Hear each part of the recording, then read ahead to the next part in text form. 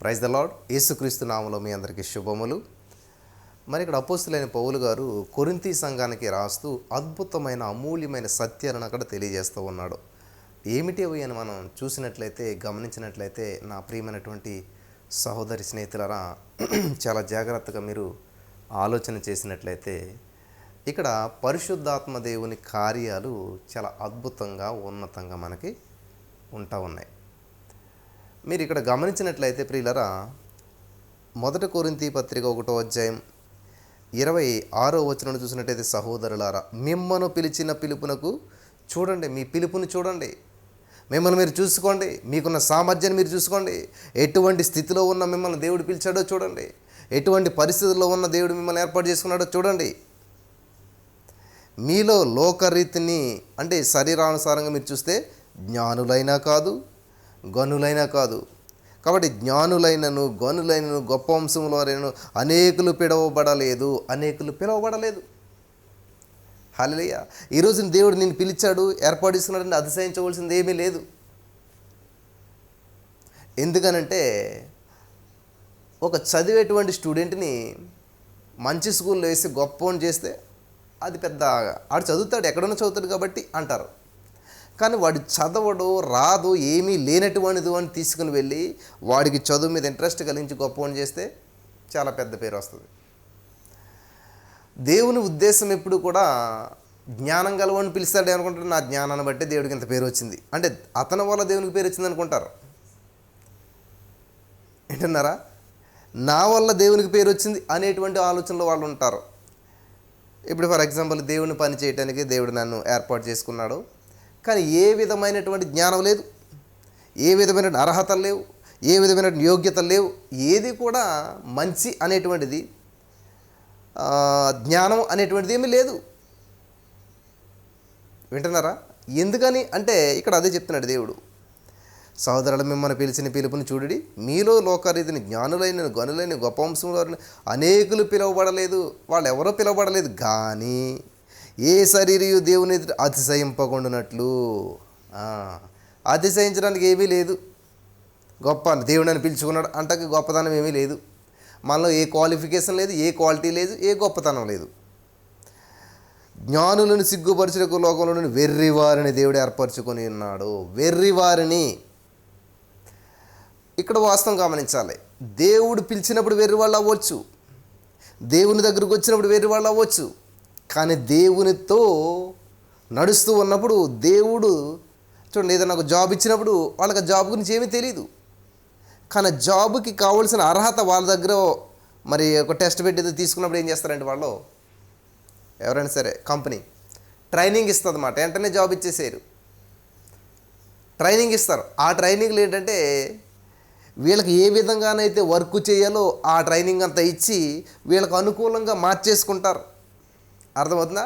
అలాగే దేవుడు వెర్రిన వారినే పిలుస్తాడు, తెలివి తక్కువ వాడినే పిలుస్తాడు, ఏమి వెళ్ళినటువంటి పిలుస్తాడు, కానీ పిలిచిన తర్వాత ఆయన ట్రైన్ అప్ చేస్తాడు. హల్లెలూయా. ఆయన ట్రైనింగ్ ఇస్తాడు, ఆయన ట్రైన్ అప్ చేస్తాడు, ట్రైనింగ్ ఇస్తాడు. ట్రైనింగ్ ఇచ్చి ప్రియులరా, తెలివి లేనివాళ్ళే, జ్ఞానం లేనివాళ్ళు, కానీ తెలివి కలిగినటువంటి వారిగా, జ్ఞానం కలిగినటువంటి వారుగా, గొప్పవారిగా ఆయన వారిని చేస్తూ ఉన్నాడు. హల్లెలూయా. దేవునికి స్తోత్రం కలుగును గాక. కాబట్టి ఇప్పుడు వెర్రి వాళ్ళని పిలిచాడంటే వెర్రివారుగానే ఉంటారా? నో. తెలివినటువంటి వారిని పిలిచాడంటే తెలివినటువంటి వారుగా ఉంటారా? నో. కాబట్టి ఈ లోకంలో ఏ జ్ఞానం లేనటువంటి వారిని, లేకపోతే దరిద్రులను పిలిచాడు దేవుడు, కానీ అలాగే ఉంటారా? ఉండరు. ఆ స్థితిలో పిలువబడతారు. ఎందుకంటే వాళ్ళు అతిశయించడానికి యోగ్యత లేదు, అర్హత లేకపోయినా కూడా దేవుడు పిలిచి వాళ్ళని పిలుపుకు తగినట్లుగా మలిచి, in the name of Jesus, hallelujah, పిలిచి మలిచి వాడుకుంటాడు దేవుడు. హల్లెలూయా. కాబట్టి మనం పిలువబడిన వారము, మలవబడిన వారము, మరి కొందరికి మార్గదర్శకులుగా మలచబడినటువంటి వారం. హల్లెలూయా. దేవునికి స్తోత్రం కలుగును గాక. కాబట్టి ఈరోజు నీ మాటలు వెంటనే నా ప్రియమైనటువంటి సహోదరి స్నేహితులరా, దేవుని పిలుపుకు మీరు లోబడినట్లయితే, దేవుని పిలుపుని మీరు అంగీకరించినట్లయితే, యెహోవా నా కాపరి నాకు లేమి కలగదు. ఎందుకని? ఆయన నన్ను పచ్చిక గల చోట్లకు నడిపిస్తూ ఉన్నాడు, వరుండ చేస్తూ ఉన్నాడు, శాంతికరమైన జలం ఎద్దుకు నడిపిస్తాడు. నువ్వు నడాలి కదా, నువ్వు ఆ నీళ్ళు తాగాలని నువ్వు నడాలి. యెహోవా నీకు కాపరైనంత నీకు సరిపోతుందా? లేదు. ఆయన ఎక్కడికి నడిపిస్తే అక్కడికి నడిస్తే, ఆయన ఏం చెప్తే అది చేస్తే అప్పుడు కృప అక్షేమాలన్నీ నిన్ను వెంబడిస్తాయి. In the name of Jesus. Thank you Jesus. Hallelujah. ఈరోజున ఇక్కడ ఉన్న ప్రతి వారికి కూడా ఫైనాన్షియల్ బ్రేక్ త్రూ కావాలి, వివాహ విషయంలో అద్భుతం జరగాలి, హాస్పిటల్లో అనారోగ్యంలో సమస్యల్లో బెడ్ మీద ఉండుండొచ్చు, విడుదల కావాలి అంటే ఏం చేయాలంట? యెహోవా నీ కాపరా, ఆయన నడిపించినట్లు నువ్వు నడవగలుగుతున్నావా? ఆయన ఆశించినట్లు నువ్వు స్తుతించగలుగుతున్నావా? ప్రతి మాటలను నువ్వు స్తుతి చెప్పగలుగుతున్నావా? థ్యాంక్ యూ జీసస్ అని చెప్పగలుగుతున్నావా? ఈరోజు నీకు యాక్సిడెంట్ అయింది, కాళ్ళు చేతులు అన్నీ ఇరిగిపోయినా కానీ ప్రాణం ఉంది, దాన్ని బట్టి కృతజ్ఞతలు చెప్పాలి. ఎందుకంటే దేవా, ఏ యాక్సిడెంట్లో నుజ్జు అయిన వారు ఉన్నారు, ప్రాణం కోల్పోయిన ఉన్నారు, కానీ నన్ను సజీవ లెక్కలో ఉంచావు అంటే నేను ఇంకా నిన్ను స్తుతించవలసింది, నేను మహింపరచవలసింది ఏదో ఈ భూమి మీద ఉంది కాబట్టి నాకు ఈ ఊపిరిచ్చినందుకు వందనాలు. ఆ విధంగా దేవుని స్తుతించాలండి. అంతేగాని అయ్యో నా కాళ్ళు పోయి, అవ్వో నాకు అది పోయింది, ఇది పోయింది, పోయిందని బట్టి బాధపడద్దు, ఉన్నదాన్ని బట్టి దేవుని స్తుతించు. In the name of Jesus. Hallelujah. మీ జీవితంలో కోల్పోయిన దాన్ని బట్టి విచారించొద్దు, కలిగిన దాన్ని బట్టి స్తుతించండి. కోల్పోయిన దాన్ని బట్టి విచారించొద్దు, కలిగిన దాన్ని బట్టి స్తుతించండి. లేని దానికోసం ఆరాటపడద్దు, ఉన్నదాన్ని బట్టి ఆనందించండి. దేవునికి స్తోత్రం కలుగును గాక. ఇది నేర్చుకుంటే ఆధ్యాత్మికమైన జీవితంలో, సంఘంలో, సమాజంలో, ఇంట బయట అన్ని విషయాల్లో మనం వర్ధిల్లుతాం, ఆశ్రయించబడతాం, అభివృద్ధి చెందుతాం. Thank you Jesus. వింటున్నారా? కాబట్టి ఈరోజున ఈ మాటలు వింటున్న ప్రియమైనటువంటి సహోదరి స్నేహితులరా, చాలా జాగ్రత్తగా గమనించాలని ప్రభు పేరట నేను మనవి చేస్తూ ఉన్నాను. దేవుడు ఎంతైనా కూడా నమ్మదగిన వాడు, అద్భుతాలు ఆశ్చర్యాలు చేసేటువంటి వాడు. కాబట్టి ఈ రోజున మన పట్ల ఒక ప్రత్యేకమైన ప్రణాళికను కలిగి ఉన్నాడు, ఒక ప్రత్యేకమైన ఉద్దేశాలను కలిగి ఉన్నాడు. నీ జీవితం ఎలా వెళ్తుందో, నీ జీవితం ఎక్కడుందో, నువ్వే పరిస్థితిలో ఉన్నావో, ఏ బంధకాల్లో ఉన్నావో, దాన్ని బట్టి ఎప్పుడు కూడా మాట్లాడకండి. నీ జీవితంలో జరుగుతున్న ప్రతికూల పరిస్థితులను బట్టి నిరుత్సాహపడద్దు, మాట్లాడొద్దు. నువ్వున్న పరిస్థితుల్లో బెస్ట్ ఏంటి? నువ్వు హాస్పిటల్ బెడ్ మీద ఉన్నావు కానీ మాట్లాడగలుగుతున్నావు, చూడగలుగుతున్నావు, చేస్తున్నావు. ఎస్, దాన్ని బట్టి దేవుని స్తుతించు. నువ్వు అప్పుల్లో ఉన్నావు, భయంకరమైన పరిస్థితులు ఇరుక్కున్నావు, అయినా కానీ నడుస్తుంది జీవితం. సంఘంలో, సమాజంలో కొంచెం ముందుకు వెళ్ళగలుగుతున్నావు, దాన్ని బట్టి దేవుని స్తుతించు. యేసయ్యా, నన్ను ఇంకా బ్రతికించావు, నన్ను ఇంకా నడిపిస్తూ ఉన్నావు అంటే ఏదో ప్రణాళిక ఉంది. కాబట్టి నీవు ప్రణాళికను కలిగిన ప్రణాళికను నేను ఫుల్ఫిల్మెంట్ చేసేంత వరకు, దాన్ని నెరవేర్చేంత వరకు నేను జీవిస్తాను, నీ కొరకు జీవిస్తాను, నీ మహిమార్థంగా జీవిస్తాను. ఇట్లా ఎందుకు ఆలోచించట్లేదు మనం? మన యొక్క ఆలోచన అంతా కూడా ఎప్పుడు కూడా ఎలా ఉంటుందంటే, ఎలా ఉంటుంది?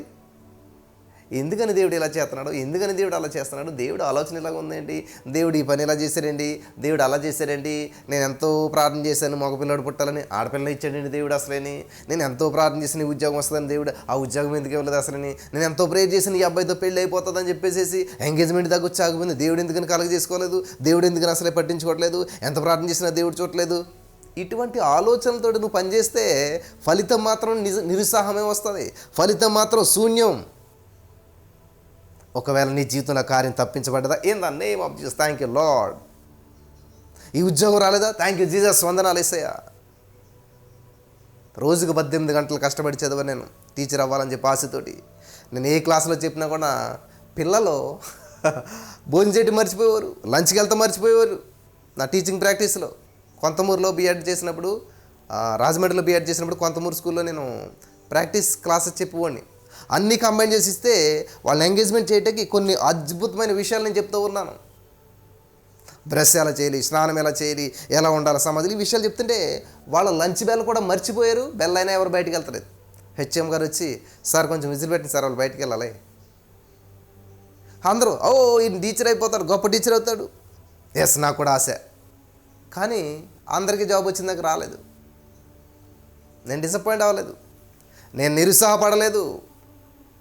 అందరూ అడిగారు, అయ్యో రాలేదు రాలేదు రాలేదు రాలేదు అబ్బాబ్బాబా.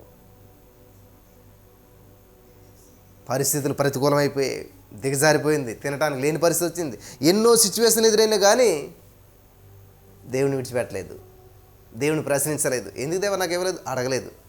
ఎందుకు దేవా ఇలా చేసావు? అడగలేదు. యెహోవా ఉత్తమమైనదాన్ని అనుగ్రహిస్తాడో. సువార్త ప్రకటించు వారి పాదాలు సుందరములు అనంత. కానీ ఈ లోకంలో ఏదైనా చేసే వాళ్ళ పాదాలు సుందరములని ఎక్కడ రాయబడలేదు బైబిల్లో. ఒక సువార్త ప్రకటించు వారి పాదములు మాత్రమే సుందరములు అని బైబిల్ గ్రంథంలో రాయబడింది. హల్లెలూయా. దేవుడు నన్ను సువార్త ప్రకటించడానికి ఏర్పాటు చేశాడు. దేవుడు ఒక పనిని ఏర్పాటు చేశాడు. కానీ నేను మాత్రం నాయన వేరే వేరే పనులు ఉండాలని చెప్పి చాలా బిజీగా తిరిగాను, చాలా కష్టపడి చదివాను. తప్పు కాదు. ఎగ్జామ్ ఫెయిల్ అయితే జీవితం ఫెయిల్ అయిందా? లేదు. సక్సెస్ఫుల్గా నా ప్రయత్నం నేను చేశాను. కానీ దేవుడు ప్రణాళిక వేరే ఉంది. కాబట్టి ఈరోజు నీ మాటలు వింటున్న ప్రియమైనటువంటి వారలారా, ఒకవేళ నువ్వు అనుకున్నది జరగట్లేదా? థ్యాంక్ యూ జీసస్, వందనాలు యేసయ్య. వీళ్ళిద్దరు కలవాలని ప్రార్థన చేస్తున్న దేవా, కానీ కలవడం లేదు. అక్కడే ప్రణాళిక ఏముందో, కలిస్తే ఏమి నష్టమో. అమ్మ వింటున్నారా? అమ్మ నాకు అర్థం కాదా అవి? ఎందుకు ఇలా జరుగుతుంది? అయిపోయింది అనుకుని అవ్వట్లేదేంటి?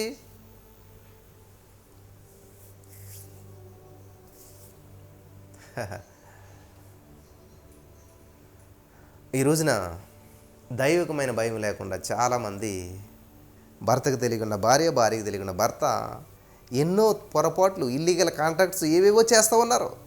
నీ భార్య కళ్ళు నువ్వు కప్పొచ్చు, భర్త కళ్ళు నువ్వు కప్పొచ్చు, లేకపోతే పక్క వాళ్ళ కళ్ళు కప్పొచ్చు. పక్క వాళ్ళ కళ్ళు కప్పలేం లేండి, పక్క వాళ్ళు ఖచ్చితంగా తెలుస్తుంది మనం ఏం చేస్తున్నాం. ఏదో క్షణంలో కంట్లో పడుతుంటుంటాం. నీ పక్కోళ్ళకే నువ్వు తెలిసిపోయినప్పుడు యెహోవా కనుదృష్టి లోకమంతా సంచారం చేస్తుందని తెలిసినట్టు నీవు, క్రైస్తవుడు అయినటువంటి నీవు, క్రీస్తుని కలిగినట్టు నీవు మరి ఇవన్నీ ఎలా చేస్తూ ఉన్నారు అంటే భయం లేదు. భయం లేని కూడా బజార్లో గుడ్డెట్టిందంటే వెళ్ళి. అలాగే ఈరోజున చాలామంది జీవితాలు భయం లేకుండా బజారు జీవితాలు జీవిస్తున్నటువంటి వారు చాలామంది ఉన్నారు. సిలువ మెడలో, చేతిలో బైబిల్, ఒంటి మీద వైట్ డ్రెస్, కానీ కుళ్ళు కొంపు కొడుతున్నటువంటి జీవితాలు చాలా క్రైస్తవ జీవితాలు చాలామంది ఉన్నారు, లేకపోలేదు. అందుకనే దేవుడు అన్నాడు, సున్నము కొట్టిన సమాధులారా కదా. సున్నం కొట్టిన సమాధి చూడండి, మంచిగా వైట్ వాష్ చేస్తే, సున్నం వేస్తే అస్సలు ఇలా చూడలేము. మూసే గారి మొక్కలాగాను ఆ సమాధులు కూడా మెరిసిపోతుంటాయి. కానీ వాటిని తవ్వు చూస్తే కుళ్ళు కొంపు, లోపల ఎండిపోయిన ఎముకలు కుళ్ళు కొంపు కొడుతుంటాయి. ఈ రోజున చాలామంది జీవితాలు ఇట్లానే జీవిస్తూ ఉన్నారు. ఎస్, నీ నిరుగు పొరుగు వాళ్ళకి, లేకపోతే నీ ఇంట్లో వాళ్ళకి నువ్వు తెలియకపోవచ్చు నువ్వు చేస్తున్నది. కానీ దేవుని కనుదృష్టి లోకం అంతా సంచారం చేస్తుంది కదా. నా చిన్నతనంలో నేను ఒక సన్నివేశాన్ని చూశానమాట. వాళ్ళ నాన్న దొంగతనం చేస్తాడు, డబ్బు అంతా తట్టుకొచ్చి దాస్తూ ఉంటాడు. అమ్మ ఎవరు చూడలేదు కదా, తలుపేసేయి, ఎవరు చూడకూడదు అంటాడు. ఆ చిన్న పాప వెళ్ళి ఏం చేస్తుందంటే, గోడకు దేవుడి ఫోటో ఉంటే దేవుడి కళ్ళు మూస్తుంది ఇలాగా, నాన్న దేవుడు చూస్తున్నాడు. అర్థమైందా? ఈ దొంగతనం చేసుకొచ్చిన సొమ్ము అంట ఆయన దాస్తుంటే గోడకున్న దేవుడి ఫోటో చూసి కళ్ళు మూస్తుంది ఆవిడ వెళ్ళి, చిన్న పాప, 5 సంవత్సరాల పాప. ఎందుకంటే దేవుడు చూస్తున్నాడు. చూసారా అజ్ఞానం. ఇప్పుడు సూర్యకాంతి నీ మీద పడకూడదని చెప్పి ఇలా చేయడం పెట్టుకున్నావు అంటే నీ చెత్త సూర్యుడు ఆగిపోతాడు అక్కడ. కానీ మనకు అనిపిస్తుంది, ఎస్ ఆపేహన్, నేను నా మీద పడుకుంటాను. ఈ లోక జ్ఞానము దేవుని దృష్టికి వెర్రితనం. లేని దాని గురించి చింతించొద్దు, ఉన్నదాన్ని బట్టి సంతోషించండి. ప్రతికూల పరిస్థితులను బట్టి ప్రతిస్పందించొద్దు, ప్రభుని బట్టి ప్రతిస్పందించండి. హల్లెలూయా, దేవునికి స్తోత్రం కలుగును గాక. ప్రభుని బట్టి మహింపరచండి, ప్రభుని బట్టి గణపరచండి, ప్రభుని స్తుతించే పనిలో బిజీ అవ్వండి. మొదట ఆయన రాజ్య నీతిని వెతకండి. హల్లెలూయా. ఏవో ఒకరికి ఎదురు చూసి వారు నూతన బలం పొందుకుంటారు. నాకు ఉద్యోగం వస్తాను ఎదురు చూస్తానండి, డిసప్పాయింట్. పెళ్ళి అయిపోతాను ఎదురు చూస్తానండి, డిసప్పాయింట్. గర్భఫలం ఖచ్చితంగా వచ్చేదని చూశాను, డిసప్పాయింట్. కానీ యెహోవా కొరకు ఎదురు చూశానండి, నూతన బలం పొందుకున్నాను in the name of Jesus. Hallelujah. లేదు కదా, యెహోవా కొరకు ఎదురు చూడడం కదా మనం. సాయంత్రం 8 అయింది, లైవ్ వస్తుంది, దేవుని వాక్యం ఈరోజు నాతోటి మాట్లాడతారు, విందాం. లేదు, సీరియల్ టైం అయితే అయ్యి బాబో 10 నిమిషాల ముందే కూర్చుంటాం మనం. ఒక ఆవిడ సీరియల్ చూస్తుందండి, ముసలామే. కరెంట్ పోతే మనోడితో రే క్యాండిల్ వెలిగించరా, ఏమైపోతుందో ఏంటంట. కరెంట్ పోతే ఆ టీవీలో ఆవిడ కనపడతలేదంట, కాబట్టి క్యాండిల్ వెలిగిస్తే అక్కడ సీన్ చూసేస్తుందంట ఈవిడ. అర్థమైందా? టీవీ పనిచేయాలంటే ఏం కావాలి, కరెంట్ కావాలి. కానీ ఈవిడ బ్రెయిన్ ఎలా పనిచేస్తుందంటే కరెంట్ లేదు కాబట్టి అది కనిపించలేదు కాబట్టి ఈ క్యాండిల్ కొవ్వొత్తి వెలిగించేస్తే ఆ టీవీలో ఏం జరిగేస్తుందో చూసేద్దామని. ఎంత ఎడిక్ట్ అయిపోయారంటే చూసారా. పైగా ఎవరెళ్ళంతాను చర్చికి వెళ్ళే వాళ్ళే, దేవుని నమ్ముకున్న వాళ్ళే, క్రైస్తవులే, బాప్తిసం పొందిన వాళ్ళే, రొట్టె ద్రాక్షను తీసుకున్న వాళ్ళే, వాళ్ళే. కాబట్టి ఈరోజు నీ మాటలు వింటున్న ప్రియులారా, చాలామంది బాధ కలుగుతుంది కదా. అవును, మా జీవితాలు ఇలాగ ఉన్నాయి. బాధపడితే ప్రయోజనం లేదు. బలం పడాలి, బలం పొందుకోవాలి. యెహోవా గురించి తెలిసిన వారు నూతన బలం పొందుకుంటారు. నువ్వు బలపడాలి. ఎస్, అలాగే ఉంది నా జీవితం, అది చెత్త, అది తీసి పడేస్తాను. ఆ కంపు నా జీవితం తీసి పడేస్తాను, నేను క్లీన్ చేసుకుంటాను. ఇప్పుడు మేము కొత్త ఇంటికి వచ్చాం, చాలా డస్ట్ ఉంది. దగ్గర 2 రోజులు 3 రోజులు పట్టింది. మొత్తం అంతా క్లీన్ చేసి మంచిగా చేసుకుని వచ్చాం. ఎవరు వచ్చినా భలే ఉందండి, సూపర్గా ఉంది, మంచిగా ఉంది అని చెప్పి ఆహ్లాదపడుతున్నారు, సంతోషపడుతున్నారు. సో డస్ట్ నువ్వు ఆహ్వానించవలసిన లేదు. నువ్వు ఎన్ని తలుపులు వేసుకున్నా అది వస్తుంది లోపలికి. కాబట్టి వచ్చాక ఉంచేసావనుకో నీ జీవితమే డస్ట్ అయిపోద్ది. ఏం చేయాలి? కోప్పడకుండా, సిరాకు పడకుండా జాగ్రత్తగా దులిపేసుకోవాలి, జాగ్రత్తగా క్లీన్ చేసేసేయాలి, జాగ్రత్తగా పంపించేయాలి. ఎలాగ వచ్చిందో అని అలాగా ఎంత దుడిసిన వస్తుంది డస్ట్ అని చెప్పి ఊరుకున్నావు అనుకో, ఇంక ఇక్కడ ఏమున్నది, డస్ట్ తప్ప, దుమ్ము తప్ప, ధూళి తప్ప. కాబట్టి ఈరోజు నీ జీవితంలో సమస్యలు ఎదురవ్వాయా, ఇబ్బందులు ఎదురవుతున్నాయా, ప్రతికూల పరిస్థితులు ఎదురవుతున్నాయా? మొదట ఆయన రాజ్యాన్ని, నీతిని వెతకండి. హల్లెలూయా. మొదట ఆయన రాజ్యాన్ని, నీతిని వెతకంటే అర్థం ఏంటంటే, చాలామంది అనుకుంటారు తెలుసా, పొద్దుట్లేసి నేను మొదటి కానీ దేవునికి ఇచ్చేసాం, అయిపోయింది అంతే. మొదటి ఎదకమని గతిపేది, మొదటి గదిపేమన్నా గడిపేసి అయిపోయింది. మొదట అంటే కేవలం ఏదో పొద్దుట్లేసి 1 గంట గడిపేయటం కాదు ప్రియులరా. మొదట అంటే అర్థం ఏంటంటే, నువ్వు చేసే ప్రతి పనిలో ఇది దేవునికి చిత్తమా కాదా, ఇది దేవునికి మహిమ కాదా ఆలోచించాలి. ఓకే, అయిపోయిందా, దేవునికి మహిమ, కాబట్టి ఆ పనిలో ప్రొసీడ్ అవటం. ఫర్ ఎగ్జాంపుల్, ఈ ఫోన్ కొనుక్కుంటున్నారు. ఈ ఫోను వాళ్ళ దేవునికి మహిమ కాదా, దీనివల్ల ఇంకా దేవుని దగ్గర అవుతాను లేదా, ఇది నన్ను దేవుని దూరం చేస్తుందా లేదా, దేవునికి స్తోత్రం, చక్కగా మరి దేవుని కార్యక్రమాలు చూసుకోవడానికి ఇది బాగుంటుంది, మంచిగా ఉపయోగపడుతుంది, కాబట్టి ఇది దేవునికి మహిమార్థంగానే ఉన్నది అని చూసారా. సో ఈ డ్రెస్ నేను వేసుకుంటే బాగుంటుందా లేదా, ఇది వేసుకోవటం వల్ల ఎవరన్నా దేవుడి నామానికి అవమానం తెస్తారేమో, కాబట్టి ఇది పద్ధతిగానే ఉందా, మంచిగానే ఉందా, ఓకే, ఇది దేవుడికి మహిమ. అలాగే ప్రతి దానిలో దేవునికి ప్రథమ స్థానం ఇవ్వటం అంటే ఏంటంటే, ఫస్ట్ అది దేవునికి మహిమకు తెస్తుందా, అయితే ఫస్ట్ ఇది దేవునికి మహిమార్థంగా ఉంటుందా. ఈ ఉద్యోగం చేస్తే అయ్యో సండే కూడా మరి వెళ్ళాలంటే ఈ ఉద్యోగం, లేకపోతే సండే లేదు, ఇది చక్కగా దేవుడికి మహిమార్థంగానే ఉంది కదా, కాబట్టి దీంట్లో ముందుకెళ్తే దేవుడికి మహిమ వస్తుంది. అలాగే ఫస్ట్ ఏంటంటే, వచ్చిన ఉద్యోగం గురించి అయినా సరే ఆలోచించే ముందు ఇది దేవుడికి అనుకూలంగా ఉందా లేదా, ఇది దేవునితో సమయం గడపడానికి అనుకూలంగా ఉందా లేదా అని మొదటి స్థానం అంటారు దాన్ని. ఫస్ట్ ప్రయారిటీ అంటే ఏంటంటే, ఫస్ట్ ఈ ఉద్యోగం దేవుడికి అనుకూలమా లేదా, ఈ వ్యక్తిని వివాహం చేసుకుంటే దేవుడికి అనుకూలమా కాదా, దేవుని సన్నిధిలో మేము గడపగలుగుతామా లేదా, నన్ను చర్చికి వెళ్తాడా లేదా, దేవుని మహిమపరుస్తాడా లేదా, ప్రార్థన చేసుకుని ఇస్తాడా లేదా, అది మొదటి స్థానం అంటేనే. హల్లెలూయా. కాబట్టి ఇతను దేవునికి వ్యతిరేకంగా ఉన్నాడు కాబట్టి ఇటువంటి వ్యక్తితో నేను బాధపడి కంటే పెళ్లి చేసుకోకపోవటమే మంచిది. కాబట్టి ఏసయ్యా నేను నీ కొరకు జీవిస్తాను, నీవు లేని నా జీవితం ఎలాగేసేయా అని చెప్పి నువ్వు రోషంగా నిలబడితే, నువ్వు ఆలోచించినటువంటి విధంగా, నువ్వు ఊహించిన విధంగా నీకు ఏ క్వాలిటీస్ అయితే కావాలనుకున్న అటువంటి వ్యక్తి నీ దగ్గరకు వచ్చి నేను వివాహం చేసుకునేలాగా దేవుడు సమకూర్పిస్తాడు. ఎందుకంటే నన్ను ప్రేమించేవారు నేను ఆస్తికర్తలుగా చేస్తాను. ఆస్తి అంటే ఏంటి? ఇప్పుడు పెళ్లి కావాల్సిన అమ్మాయికి భర్త ఆస్తి, పెళ్లి కావాల్సిన అబ్బాయికి భార్య ఆస్తి, పెళ్ళైనటువంటి భార్య భర్తలకి పిల్లల ఆస్తి. హల్లెలూయా. కాబట్టి నువ్వు దేవుని ప్రేమిస్తూ ఉన్నట్లయితే నీకు ఆస్తి ఏంటి? పిల్లలు కావాలా? ఆస్తి ఇస్తాడు దేవుడు, ఆస్తి కర్తగా చేస్తాడు, పిల్లలకు కర్తగా చేస్తాడు. పిల్లలు కలిగినటువంటి వానుగా సొంత లేని దాన్ని ఏం చేస్తాడంటే అనేక మంది పిల్లలకు తల్లిగా చేస్తాడంట. ఆస్తి అది నీకు. ఇప్పుడు పిల్లలు లేక పెళ్ళి చాలా బాధపడుతున్న వారికి 1 కోటి రూపాయలు ఇచ్చిన సంతోషం ఉండదు, కానీ వాళ్ళు కన్సీవ్ అయితే కోట్ల విలువ చేసే సంతోషం అనుభవిస్తారు. వాళ్ళకి అదే ఆస్తి. నిరుద్యోగ సమస్యలు, ఎన్నో ప్రయత్నాలు, ఎన్నో ఇంటర్వ్యూలు చేసి డిసప్పాయింట్లో ఉన్నటువంటి నీకు ఆస్తి ఏంటి తెలుసా? ఉద్యోగం. ఈ ఉద్యోగం, ఇటువంటి ఆస్తి నీకు రావాలంటే ఏం చేయాలంట? నన్ను ప్రేమించు వారిని in the name of Jesus. హల్లెలూయా.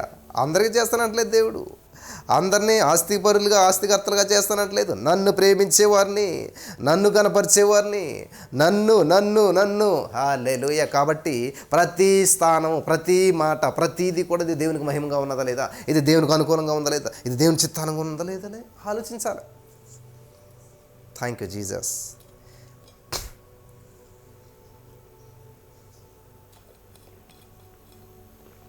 అర్థమవుతుందా? అది మొదటి స్థానం అంటే. అంతేగాని లేచినాను ఒక గంట ఎలాగోని నిద్ర వచ్చినా ఏదో ఎలాగోని 3:30 అయింది, కనీసం 4 లేసాం, ఓకే 4:50 అయిపోయింది, 4:52కే ముసుగుతాన్ని మళ్ళీ పడుకోవటం, గడిపోయాను గంట. కాబట్టి ఈరోజు అంతా ఆచారం అవ్వకూడదు. ఆత్మీయత వేరు, ఆచారం వేరు. ఆచారంగా నువ్వేదో అలవాటుగా ఆచారంగా చేసేస్తే ఫలితాలు రావు. ఆధ్యాత్మికంగా ఉండాలి. అంటే మనుషులమే కదా మనం కూడాను. అంటే నేను అన్ని రోజులు కుదురుతుందని చెప్పట్లేదు, 1-2 రోజులు ఫెయిల్ అవుతుంటారు ఖచ్చితంగా. నేను కూడా మీరు ఒకరోజు మీరు చూసే ఉంటారు, చాలా ఫెయిల్ అయిపోయాను. శరీరం సహకరించట్లేదు, కనురెప్పలు సహకరించట్లేదు, ఎంత ఇట్లా పెట్టుకున్నా కూడా. ఎందుకంటే నైట్ అంతా పని చేస్తానే ఉన్నాం, అలసిపోయాం, ఓపిక లేదు, ఏమీ లేదు. కానీ ఇంకా బాడీలో లేదు. కానీ ఆత్మ మాత్రం సిద్ధమే. టైం అయింది, లైవ్ ఇవ్వాలి, దేవుణ్ణి స్తుతించాలి, ఎజయా వందనాలు అంటానున్నాం. కానీ ఈ బాడీ మాత్రం వీక్ అయిపోతుంది. ఆత్మ పుంజుకుంటుంది, బాడీ వీక్ అయిపోతుంది. అందుకని నీ దేహము కూడా దేవుని ఆలయమే. దాన్ని కూడా కంట్రోల్లో పెట్టుకోవాలి, దానికి కూడా తగిన రెస్ట్ ఇవ్వాలి, ఆ బాడీకి కూడా తగిన మినరల్స్ ఇవ్వాలి, ఆ బాడీకి కూడా తగినట్టు విటమిన్స్ ఇవ్వాలి, వైటమిన్స్. Thank you lord. ఇవన్నీ ఇచ్చి బాడీని సక్రమంగా సంతోషంగా కాపాడుకోవాలి, పెంచుకోవాలి, భద్రం చేసుకోవాలి. ఎవడైనా నా ఆలయాన్ని పాడు చేస్తే నేను వాడిని పాడు చేస్తానంటే, ఆలయం అంటే శరీరం పాడు చేయటం అంటే ఇష్టానుసారంగా తింటారు. సమయము సందర్భం ఉండదు. అర్ధరాత్రి ఆకలేసినా కూడా మిడ్ నైట్ బిర్యానీ తింటారు. నెలకొకసారి ఏదో ఒకసారి తింటే పర్లేదు, కానీ అదే అలవాటుగా అదే పని చేస్తే ఆరోగ్యం పాడవుతుంది, లివర్ పాడవుతుంది, కిడ్నీ పాడవుతుంది, ప్యాంక్రియాస్ పాడు. ఇవన్నీ పాడు చేసుకున్నప్పుడు ఇంకా ఆ శరీరంతో దేవుని ఎలా మహింపరచగలుగుతాం? అటువంటి శరీరంతో దేవుని ఎలా గణపరచగలుగుతాం? కాబట్టి డిసిప్లిన్ లైఫ్ అనేటువంటి చాలా చాలా ఉపయోగం. Hallelujah. What a wonderful God. పోయిన దాని గురించి బాధపడద్దు, ఉన్నదాన్ని బట్టి సంతోషించండి. నీకు వచ్చిన అనారోగ్యాన్ని బట్టి సంతోషించొద్దు, బాధపడొద్దు. ఉన్న ఆరోగ్యాన్ని బట్టి సంతోషించు. Thank you Jesus. హల్లెలూయా. బలపరచబడుతున్నారా? ఆశీర్వాదానికి వారసులుగా ఉన్నారా ప్రియులారా? కాబట్టి ఈరోజు నీ మాటలు వింటున్న ప్రియమైనటువంటి సహోదరి స్నేహితులారా,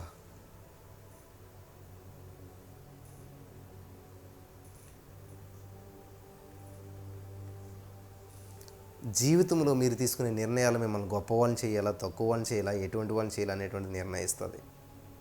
ఏది ఏమైనా నా దేవునికి మొదటి స్థానం. నా దేవుని మహింపరచాలి, నా దేవుని గణపరచాలి, నా దేవుని కొరకు జీవించాలి. గుడ్ ఫ్రైడే రోజున happy good Friday, happy good Friday. ఎందుకని హ్యాపీ తెలీదు, ఏం జరిగింది తెలీదు. వెంటనే మళ్ళీ విచారణలోకి వెళ్ళిపోతాం, బాధలోకి వెళ్ళిపోతాం, సమస్యలోకి వెళ్ళిపోతాం. కాబట్టి ఈరోజు నీ మాటలు వింటున్న ప్రియమైనటువంటి సహోదరి స్నేహితులారా, అది కాదు దేవుడు ఆశించేది, అది కాదు దేవుడు ఆశించేది, అది కాదు. నువ్వు నిజంగా యేసుక్రీస్తుని అంగీకరిస్తే ప్రతిరోజు గుడ్ ఫ్రైడే, ప్రతిరోజు క్రిస్మస్, ప్రతిరోజు ఈస్టర్, సంవత్సరానికి ఒకసారి కాదు. దేవునికి స్తోత్రం కలుగును గాక.